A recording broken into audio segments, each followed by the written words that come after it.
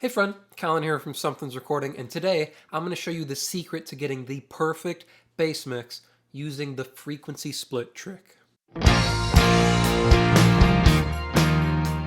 We're going to be going through how to improve your bass guitar mixes today using something called the frequency split trick, or at least that's what I'm calling it here today.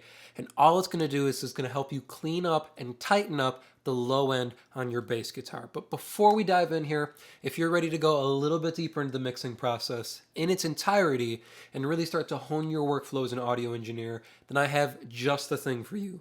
It is my 7-step mixing checklist, and it's just a simple PDF that will walk you through the entire mixing process step by step to help you get professional and radio-ready mixes without any more of the guesswork. It is a completely free guide, and you can download it below using the link in the video description.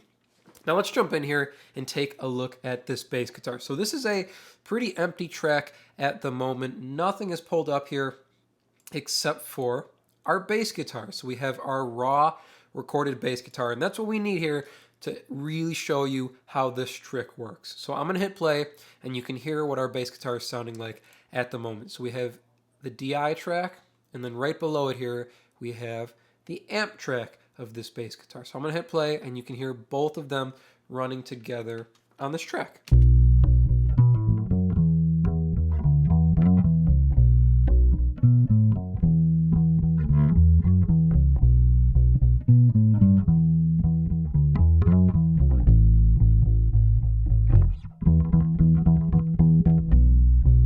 So that's both of them together. Let me show you just each one individually here. So we'll start with just the DI, and then we'll switch to just the amp. So here's just the DI signal for this bass guitar.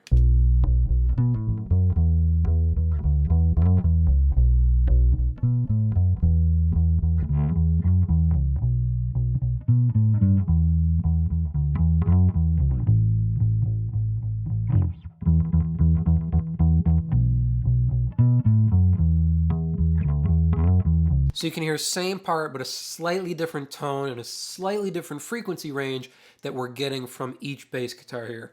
Now the problem is when we have two different inputs printing the same low end or the same source of low end, we're gonna get phase problems, okay? We have the bass DI and then the bass amp. It's the same part that's being played, so it's the same low end frequencies, just at different times and in different spots. So if we zoom in here, we'll make this large and we'll zoom in on our bass guitar here. So if we zoom in and take a look, we can see same notes, but we can see our waveforms aren't lining up here.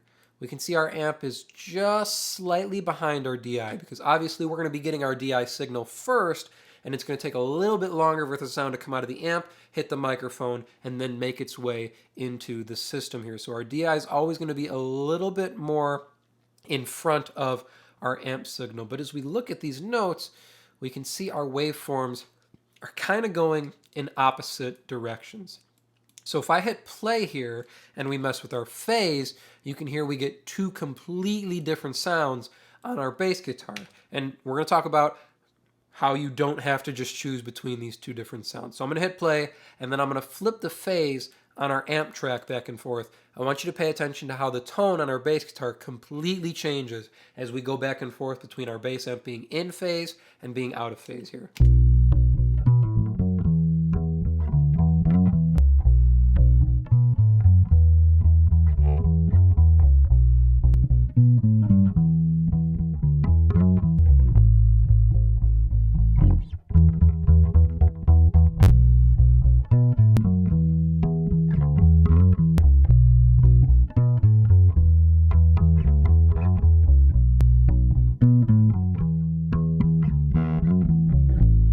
You can hear when I flip the phase on the bass amp, we get a deeper tonality coming from the bass guitar. And then when I put the phase back to normal here, when it's not inverted, we have more of the mid-range and more of the low-mid area on the bass guitar.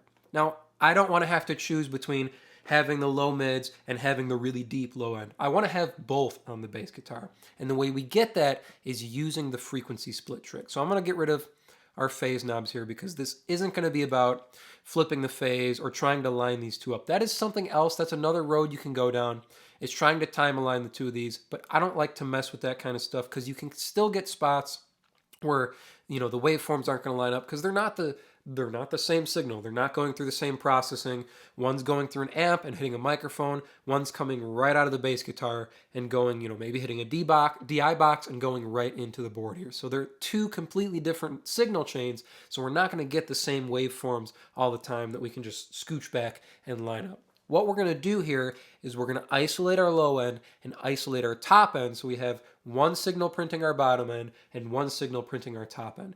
That means we're going to have a strong top end and a strong bottom end for this bass guitar. We're going to have no scooped frequencies. We're not going to have to mess with phase to try and flip to get one or the other, and we're not going to have to do massive boost to try and get something back later in the track here.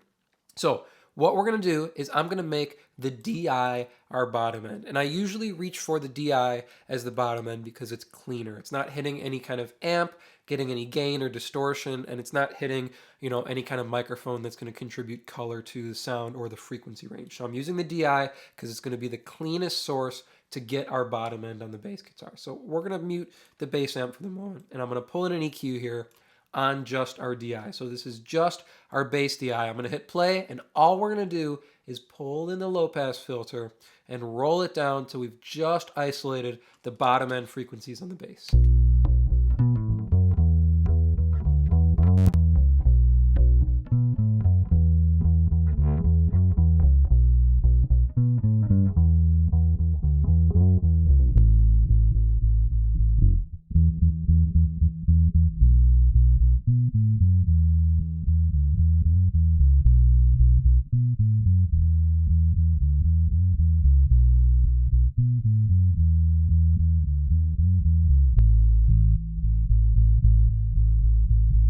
So now what we've got here is we've got this consistent blob of low end that we can set wherever we want it inside the track here. There's no phase issues, there's no other signal, there's no other input that's going to be printing this bottom end here, because we're going to change that on our bass amp here. All I've done is roll in the low pass filter. We have it about 180 hertz. So from this input, from the bass DI, all we're going to be getting is 180 hertz and below here. And I increased the slope a little bit just so there's not so much crossover, because we could still get some phase issues if there's too many frequencies meeting in the crossover range. So just increase that a little bit so it's more aggressive there at the cutoff. Now, what we're going to do is I'm going to copy this EQ over to our bass amp. So now we're just going to listen to our bass amp, and we're going to do the exact opposite here on the bass amp. So I'm going to roll in a high pass and cut off everything below 180 hertz.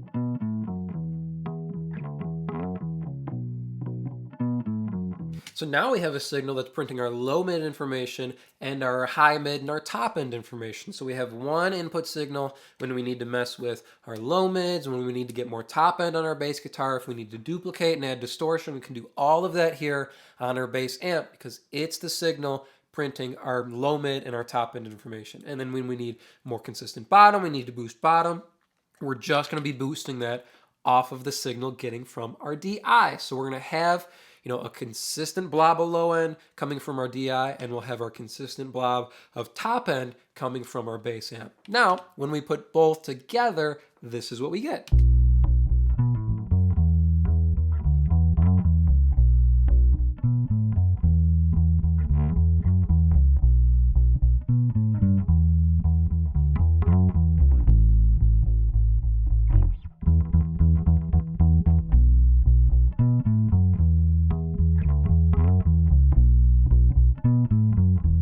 Now we have a solid and we have a strong foundation to build the rest of our bass mix on, because we have the low end, because we have the top end right at the source here.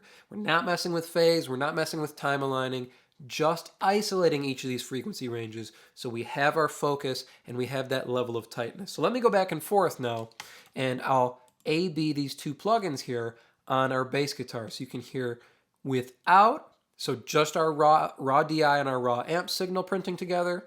And then you can hear our high pass and low pass signals. So we have isolation on each of them here. And you can hear how much cleaner and tighter our bass sound is and how much more powerful our low end is, because there's no frequencies fighting for dominance in our bottom end here. So take a listen with, and then I'll pull both of these filters out. You can hear our original.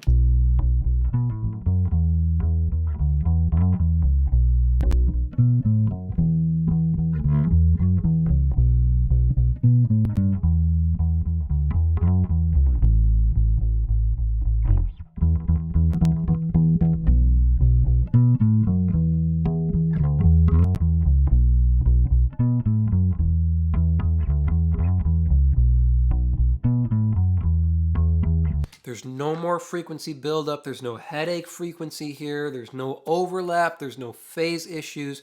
We have a clean and tight bottom end, and we have some clarity that we've gained up in the top end in our mid-range and our high mids, so we can get that finger noise, that fret noise that we want on our bass guitar without it kind of mixing and getting all cloudy with our DI signal here. One more time, just these two plugins. We've got two plugins, literally two filters, to level up our bass mixes here, with and then without.